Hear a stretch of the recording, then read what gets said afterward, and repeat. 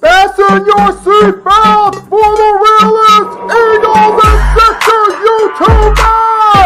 One who plays no clickbait and gets to the point! The myth, the legend, Nicky Stees! Come to my channel, you know the deal. Yo, boy, always keeps things real. I'm simply statue, think, the slate, dropping unrealistic mags, 2K takes for the clip. Even though cats like that get views closer to the milli, never hear me preach, look on to Philly. Before you watch the Eagles all the way through the early 22, authentic talk, forget what others do.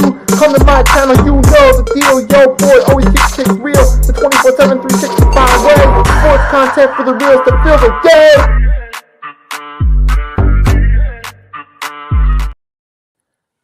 Good morning, folks. It is around that time again. It is Tuesdays around 11:30 a.m. Eastern Standard Time, and your boy Nicky Stees is here for episode 23 of the 3-Point Blitz. It's the big day for the NFL. All 32 teams have to have their roster trimmed down to 53 players by 4 p.m. Eastern Standard Time today. That means there are going to be players that are going to get cut. And that means some players are either going to have to find a new team or get signed to the practice squad and wait their opportunity or the next opportunity. But with that being said, while we're on it, before we get into the 3-Point Blitz, quick shout out to the Hardcore Sports Network, as always, for letting us stream on their platform.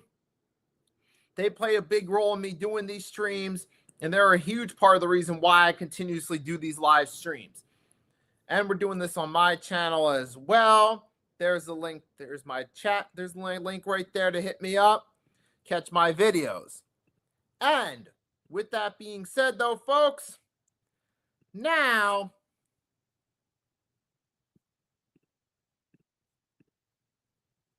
we going to sit there. What we going to do is, so before we get into this, let's start out later tonight, 5:30 p.m. Eastern Standard Time. We're going to be going live again. So give me one sec. So what we're going to be doing is later tonight, we're going to be going live tonight at 5:30 p.m. Eastern Standard Time to talk about the 53-man roster once it's official for the Philadelphia Eagles. So what that ties into the 3-Point Blitz is, not really going to talk about the Eagles on this one. We're going to talk about the other 31 teams and most of the important moves that were made as opposed to the Philadelphia Eagles. So we're not really going to talk much about the Eagles on this one, folks. That'll be later tonight, 5:30 p.m. Eastern Standard Time. So Eagles fans, if you want to hear my thoughts on the Eagles, can tune in tonight, 5:30 p.m. Eastern Standard Time on my channel and the Hardcore Sports Network, just like we're doing it for the 3-Point Blitz. to hear my thoughts on that. But with that being said, though, on this one, we're going to talk about the rest of the league, like I said. In 1 second, we're going to start with the rant of the week.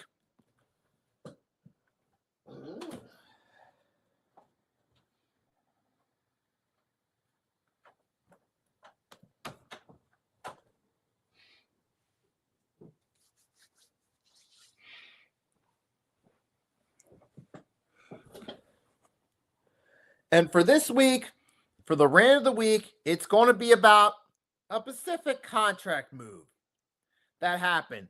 So the Cincinnati Bengals made a move.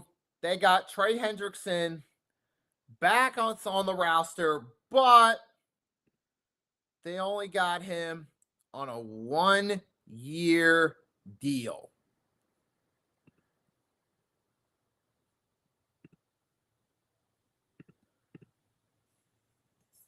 So what that means is the Cincinnati Bengals taking a cheap way out instead of giving him a big contract just to bring back the sack leader for 1 year. Now, with that being said, the Cincinnati Bengals, look, they have a terrible defense, and Trey Hendrickson, he's going to be the guy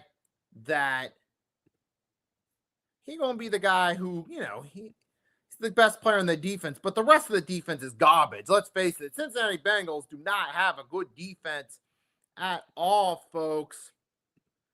They don't have a good defense one bit, and they're bringing him in.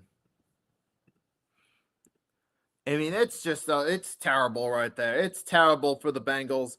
I mean, you're taking the cheap way out on your best player, your sack leader, the one guy that gives your defense any sign of life. But you take a look at that Cincinnati Bengals defense. Once you get past Trey Hendrickson, good luck the rest of the way. If you're going against the Bengals defense, though, offensive side, hey, you get past Trey Hendrickson, you're probably going to have a good shot at a completion or a nice pickup because the rest of the defense is garbage. We saw last year they was getting gashed, giving up 30 to 40 points per game, showing that once you get past Hendrickson, you got a good shot at gaining positive yards downfield, if not scoring a touchdown against that defense. And for the Cincinnati Bengals, knowing their defense has been struggling, drafting the rawest prospect in the first round, and now you got the one guy who keeps your defense somewhat of a chance, who gives them a shot at getting to the quarterback. Now you're going to get rid of him. Like in the long term, it looked like you was going to get rid of him, but now you're just bringing him back on a 1-year deal, and you're like, instead of giving him a full contract, being that he's the heart and soul of your defense, that makes no sense. And this whole Trey Hendrickson saga has been an incompetence by the Bengals. First, even allowing him in a position where he could get traded. But then once you saw that nothing opened up to pull a deal off and make a trade happen, now you bring him back on a 1-year deal just to cover you for the season. That's it. Just 1 year. This is the guy that's still in peak shape. Marku, what is up? He's still at his peak. Instead of locking him into a long-term contract to help your defense out in the long term, you're going to sit there and just give him a 1-year deal. You think that's going to work out in the long term? And for the Bengals, sad part is they probably think, oh, yeah, we can get a 1-year deal done. We'll just keep giving them 1-year deals. How long do you think that great train's going to last to keep giving them 1-year deal trains? For the Cincinnati Bengals, come on, seriously? You really think if that's what their plan, then they screwed over in the long term. Sure, you got them locked this year, but in the long term, you in serious trouble.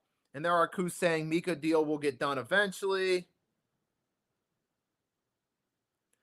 Yeah, but eventually, at some point, they'll probably get that deal done. Bring Mika back, and we'll see where they go from there.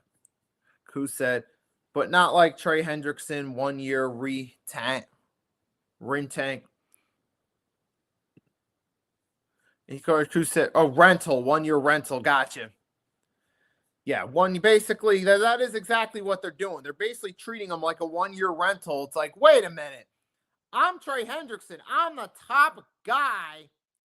I'm the best player on this defense. And you're treating me like a 1-year rental?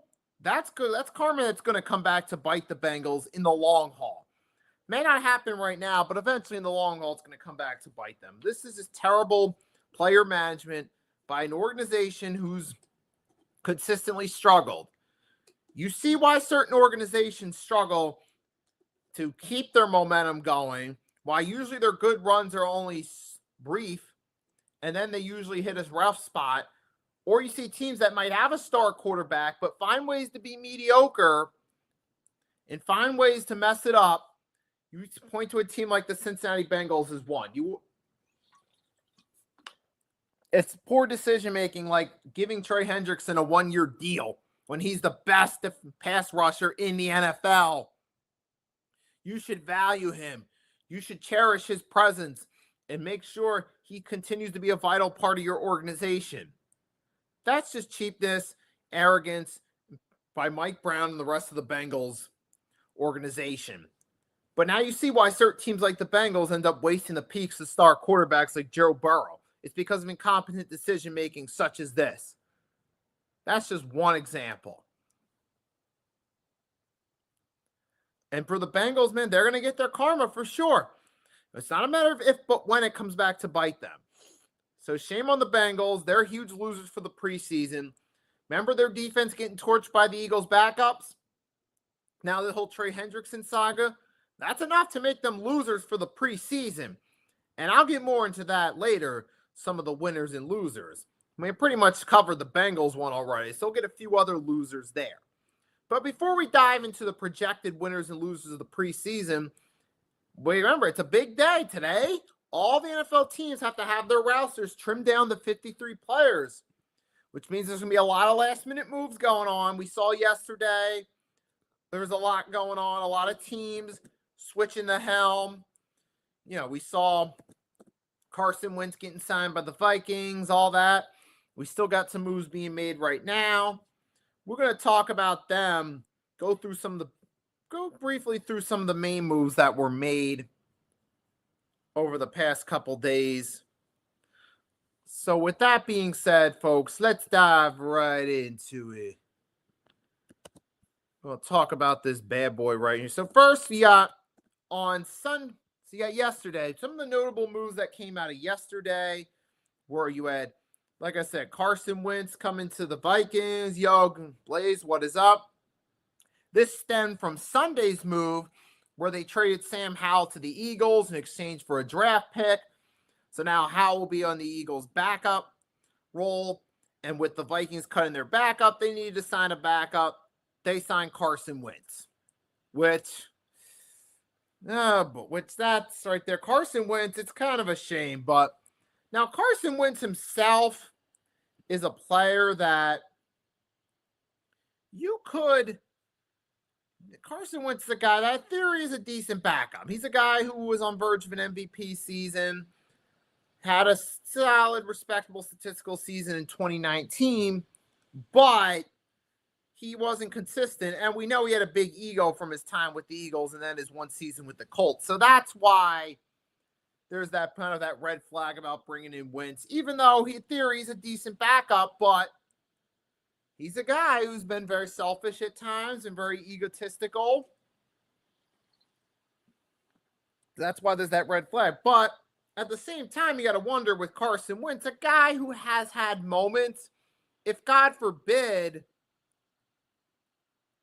the Vikings, need him to play. If God forbid J.J. McCarthy gets hurt again and you need Wentz for a game or two, you're hoping maybe he could fit in well with the team around him, similar to what Sam Darnold did. So I get why the Vikings brought him in as a backup, being like, all right, here's a guy who's had some success as a starter. We were in an emergency situation with Howell last year. We put up a damn good effort. One of the best regular season teams not to win their division of all time. So I think we could trust Carson Wentz. That's kind of the mindset the Vikings are in, thinking they could trust him if needed. But obviously they're going to go with J.J. McCarthy. He's coming into the season healthy. You plan on using him, see what he can do. So that's really what the plan right there is. Trust me, we're at the point now, Arku, that we don't have And trust me, we don't think about Wentz anymore. We've long moved on from him. When Jalen Hurts stepped up, especially when we had that Super Bowl season, even the Super Bowl 57 season, right, that was it. And now here we are a few seasons later. Hurts is fresh off a Super Bowl MVP. Trust me, we're not even thinking. We're not even thinking about the dude.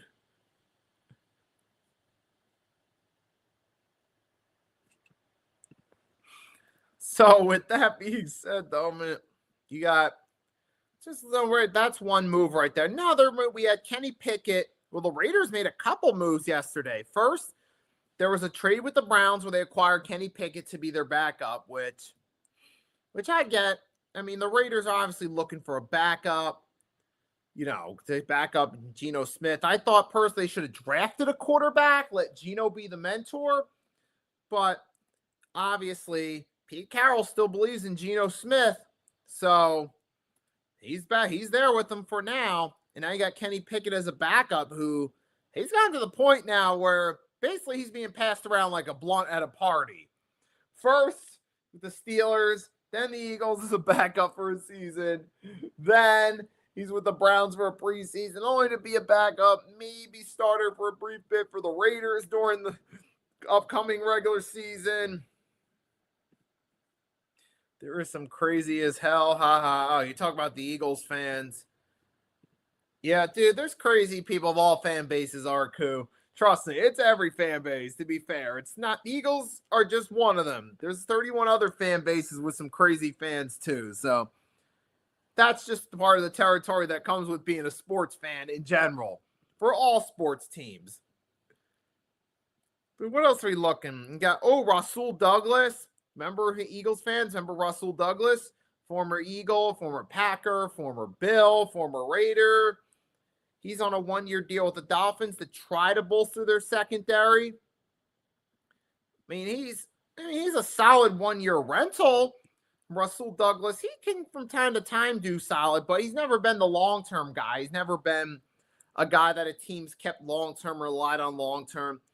But Douglas is a decent guy to fill a void temporarily. But when you're the Miami Dolphins and you're not sure about Jalen Ramsey's future, you don't really have much in your secondary outside of that. Rasul Douglas, yeah, he's a solid piece for what he is, but unless you have like one or two guys, put it this way, if the Eagles brought back Rasul Douglas, let's just say they did with Mitchell and DeJean, Rasul Douglas would have been a better fit with his skill set in that role than Miami being the number 2 guy. I feel like, that's not really a great role for him. He'll help. He adds some depth to them for sure. And Rasul Douglas is a respectable defensive back. Remember, he had that one really good year with the Packers. He had even a solid season with the Eagles his rookie year. Douglas is a solid defensive back, but we know he's gone from team to team. So he's never been the long-term guy that you lock into a long-term contract like Darius Slay was for the Lions and then even for the Eagles for a bit. He was never a long-term guy like a Harrison Smith for the Vikings. So while Douglas fills a role temporarily, it's just a temporary fix though too. Don't get me wrong, Douglas can help out during the season. He gives them the chance to play better, but he's not the long-term answer. So, but yeah, it does fill a temporary hole. And some other moves. You got Marcus Epps, got released by the Patriots. Remember Marcus Epps? You got the Saints. You got Jake Hainers getting waived. And Hassan Ridgeway, with a pectoral injury, is being placed on injured reserve for the Saints, but will be expected to return later in the season. Another one, we got the Giants cut Tommy DeVito. That's not a surprise there. We know Tommy DeVito. Oh, wait. Oh, yeah, that's right. Jalen Ramsey to the Steelers. All right, Mika Fitzpatrick's the other guy on that team. That's right, Blaze. Now I remember.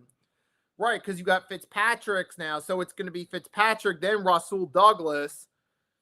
So Fitzpatrick is an inner. He was great with the Steelers, but remember, he initially came from the Dolphins. He didn't really fit in that well there. He fit in better with the Steelers. So that's still going back to Rasul Douglas. Well, he is, like I said, I stick by what I said about Douglas, but with Fitzpatrick, remember, he was initially in Miami. He didn't play that great. So there's the big question of, do the Dolphins utilize him in the same role he did with the Steelers and he fits in well?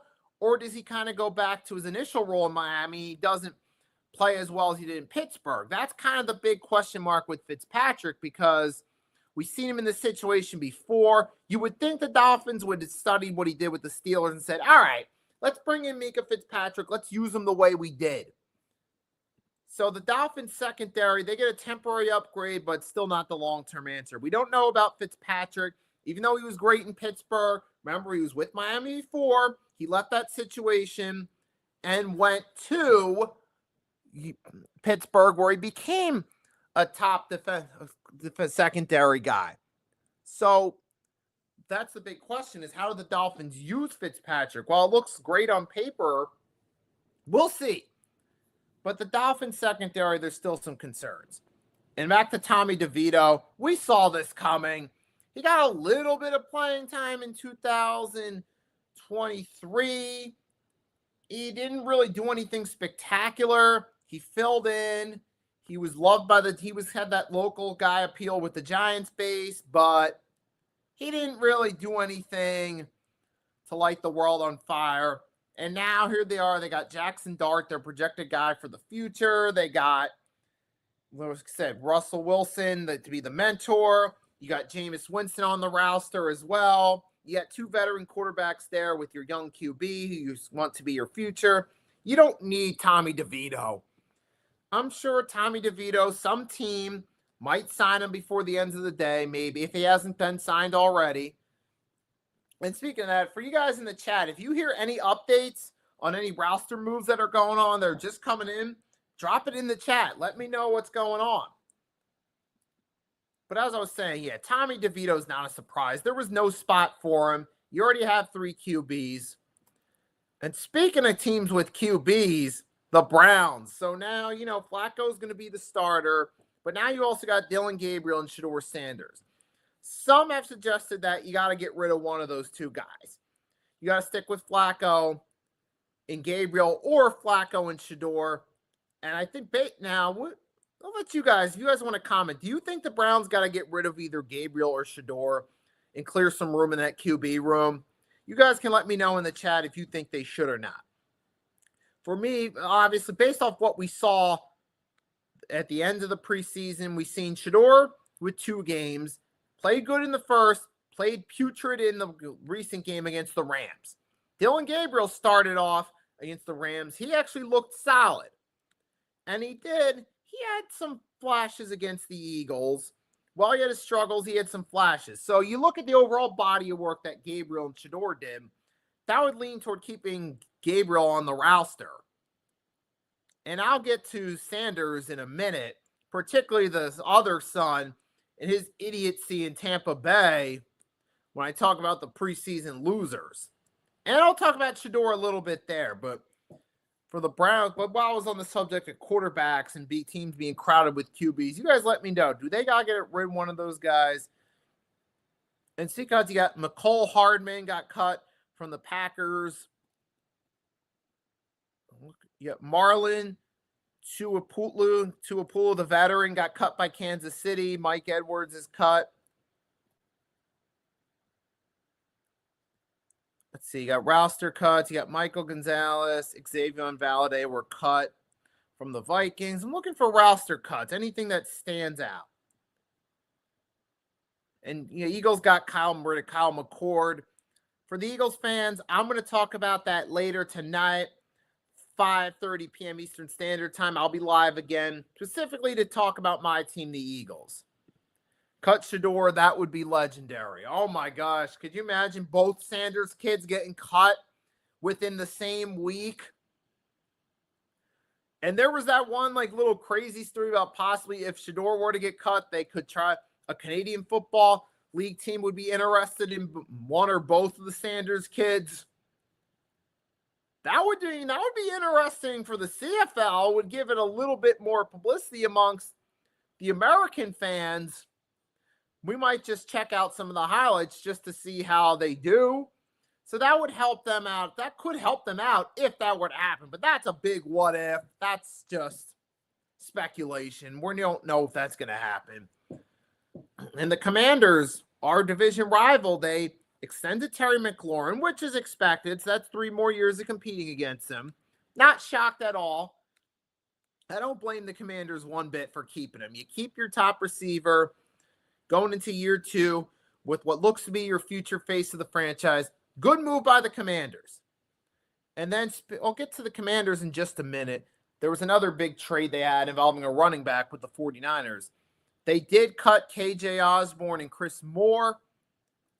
They're no longer there. You got the Titans put Tyjae Spears on short-term injured reserve list. He'll be out for the first 4 games of the season. See about his return there.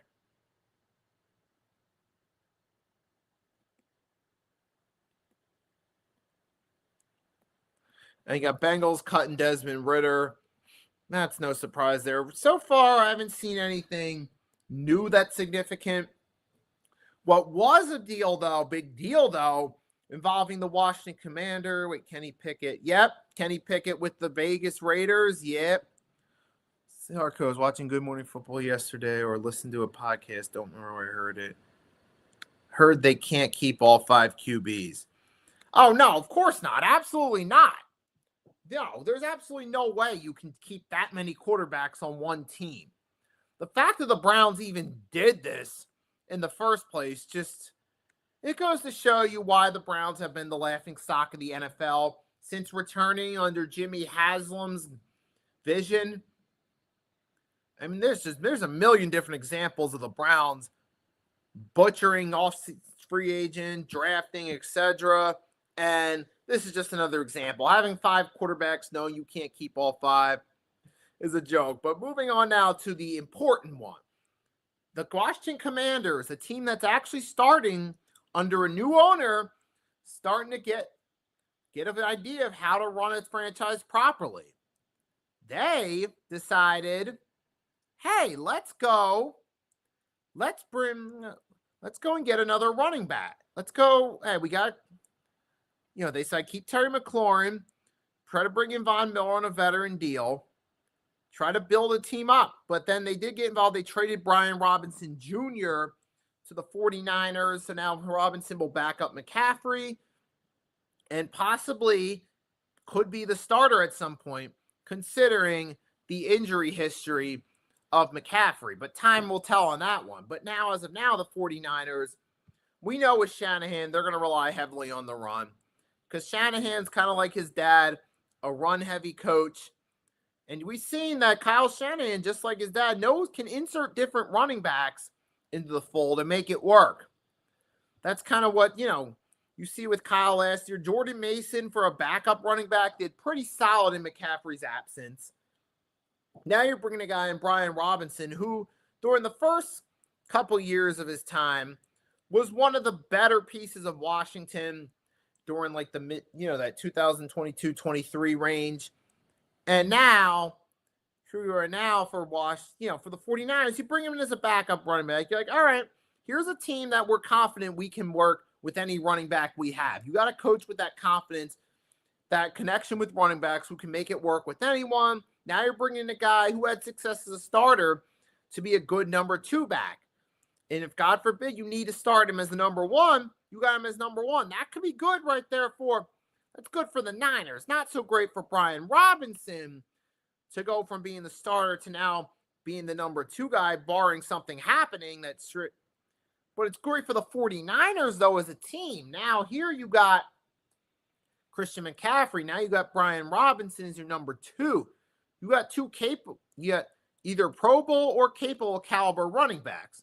Pro Bowl McCaffrey and a capable running back in Brian Robinson Jr., that's good for your ground game. Now, the 49ers still have concerns about the passing game and whether or not they stay healthy, but that all remains to be determined. But this could potentially be good for the Niners. So, now those are some of the late roster moves. Right now, I'm going to step aside for just 1 second. take a brief break, and then we'll be back. Then we'll talk about the projected winners and losers across the main projected winners and losers across the NFL for the preseason. We'll be right back in 1 minute. Talk about it some more. Stay tuned.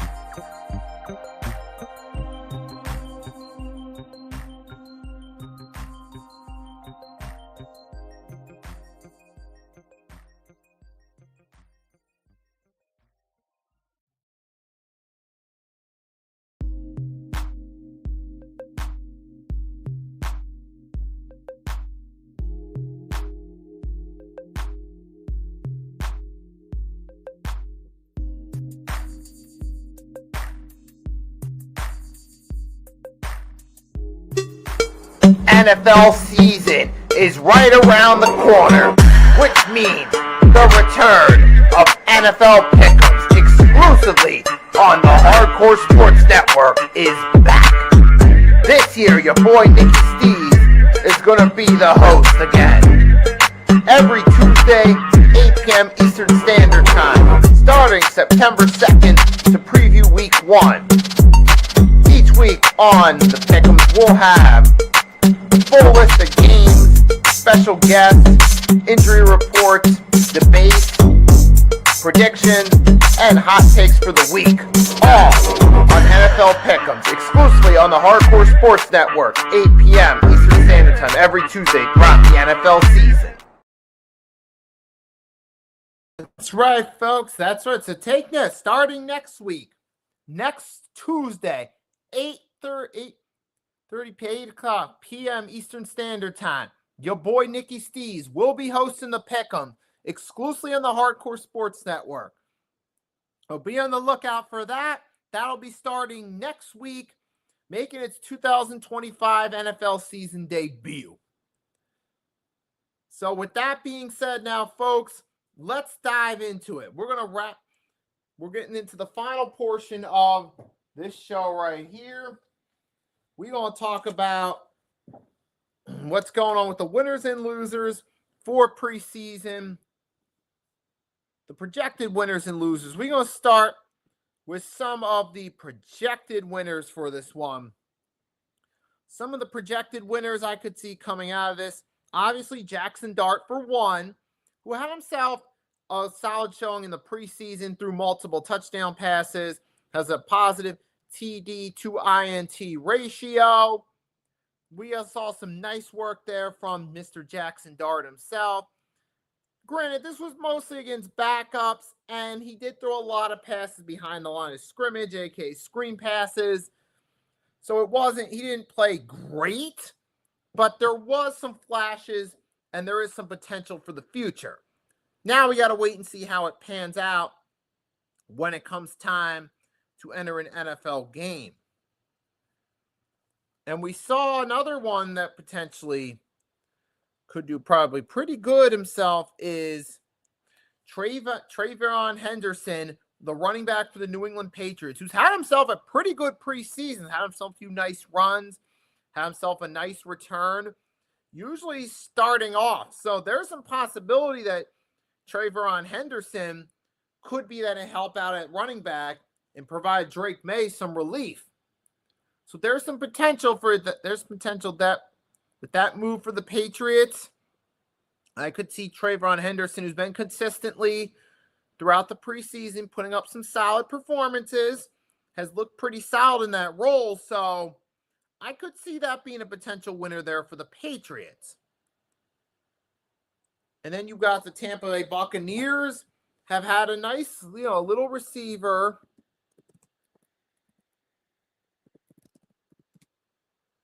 So you've had this, Johnson's his last name. What's his first name? You got Tez Johnson, who had himself a nice outing a couple days ago. He seems like a guy to me that could maybe get some time, but I don't know. Some of the latest reports are indicating he might not make the Bucs, but based on his performance in the preseason, he's a guy that could potentially maybe get some starting time, but we got to see what the Bucs do. You got Matt Golden, who's been showing out, a rookie wide receiver for the Packers, both in training camp and even during the preseason, had himself a nice highlight reel catch. He's had some highlight reel catches. He's a guy that could make the roster, maybe provide a few nice catches for the Packers, but the question is, can he stay consistent throughout the season? But that's why I always call these guys potential winners. And I do see a guy in Matt Golden who could be a potential winner come the start of the regular season. So there's some potential winners there from the preseason. And then for some of the projected preseason losers, let's start off with the obvious one, the Cincinnati Bengals. I ranted about Trey Hendrickson early at the beginning of the show. You can just take what I said there. I've already said it once. We're not going to go through it again. And then the other ones, Shiloh Sanders, the son of Dion from the Tampa Bay Buccaneers, who in his final preseason outing gave up a pass interference penalty, which was strike one, and then strikes, he pretty much took two strikes into one, throwing a punch, which counts as, another penalty and a game ejection. That's strike two, second penalty, strike three, getting tossed out of the game. And that was enough for Todd Bowles and the Tampa Bay Buccaneers to decide they don't want to deal with him.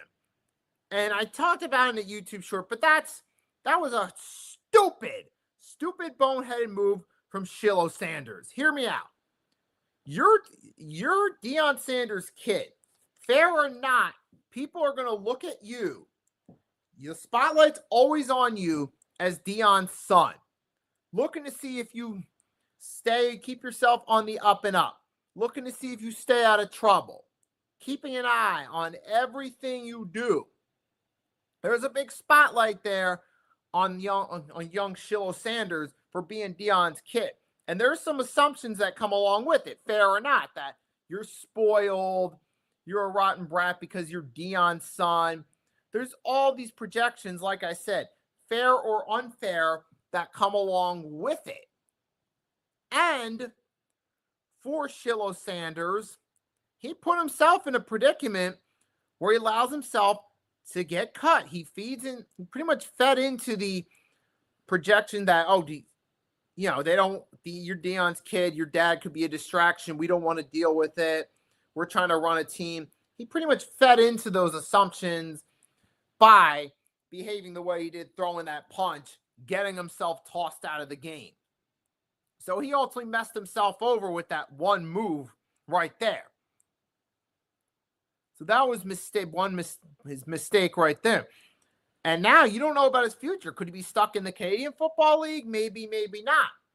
The second big loser in this preseason is Shedeur. Now, he had himself a nice performance against the Panthers, looking like he could do something. But then he got injured. He missed a week. So that took away some playing time from him for that one game against the Eagles. Takes away an opportunity to get more experience, especially in a loaded QB room. That's the worst thing that could have happened.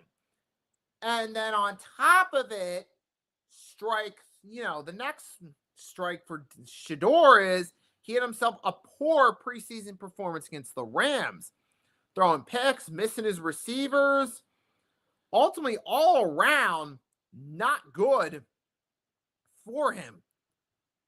And then So that's put him in a bad spot. He's already got that. Part of the reason he got passed on the draft. That's a lot of teams felt like he'd be a distraction because of his dad, and they didn't feel he was truly NFL star worthy at this point. So that's strikes one and strike two. Then, on top of that, now you got poor per season performance. That's giving the Browns more incentive to say, hey, cut this guy, let's move on from him. And then another loser I could look at is even Justin Fields, because he didn't show anything new to the table from what we saw in preseason. Mostly just skittish passing, good running. That's nothing new to the table that Justin Fields has brought, especially for a guy who has played several seasons in the NFL, has started for 4 different seasons now in the National Football League. 3 with the Bears, 1 where he started a handful of games for the Steelers. He didn't look all that impressive as a passer. Now he's in the preseason showing the same. That's showing no sign of progression, no sign of growth for Justin Fields as the quarterback. He's got Garrett Wilson to throw the ball to, and Garrett Wilson, I mean, he could pretty much make any quarterback look solid when you throw him the ball. But outside of that, who does he have? Exactly. So I think that's a loss right there for Justin Fields and the Jets, because there seems to be nothing that indicates this team's going to progress. So there's a red flag in itself. I mean, those are mostly the main winners and losers for preseason that I got. If you guys, you're more than welcome to. If you guys want to comment, let me know who you have as your projected winners and losers. By all means, go right ahead, comment in the chat. Let me know what you think. And that's really all I got for now. If you guys were expecting a long list of winners and losers, the reason it didn't happen is because preseason, a lot of it's all projected. We don't really know till the regular season, because for every player that's had an excellent preseason performance that panned out during the regular season, there are players that had an excellent preseason performance that didn't pan out so well during the regular season. Sometimes that could be due to levels of competition. But most famously, when Kerry Collins was the backup to Rich Gannon on that 04 Raiders, Collins came in backup role, played well during the preseason. But then when Gannon got the career-ending neck injury, Collins had to start. He was putrid. So that's just being one historical example. But the point being is, hey, preseason, look, sometimes the guys that ball out during the preseason play well during the regular season, but sometimes they don't. That's why I always prefer to just wait till the regular season, see what they do. If they prove themselves during the regular season, I'll give you your props. If not, then I'm going to give some constructive criticism. That's just all, and that's how it works. I mean, that's just the way of life. And for me, that's my motto. Wait till it counts for real, and then judge you based on your performance there. But with that being said, though, guys, thanks for tuning in to episode 23 of the 3-Point Blitz. It's another fun show. Blazed, Arku, stopping by in the chat. Thank you. I appreciate it. Hope you have a great rest of your day. If there are any Eagles fans that stop by, or you know any Eagles fans, let them know that at 5:30 tonight, your boy's going live to talk about the 53-man roster, both on my channel and the Hardcore Sports Network. So again, shout out to Hardcore Sports Network for always letting me stream with them. Shout out to Mitch for always being supportive of me doing content. Shout out to you guys in the chat. If you catch me later tonight for the Eagles 53-man roster show, I'll see you in the chat then. If not, have a great rest of your day. Until later tonight, it's your boy Nicky Steve signing off. Catch y'all later.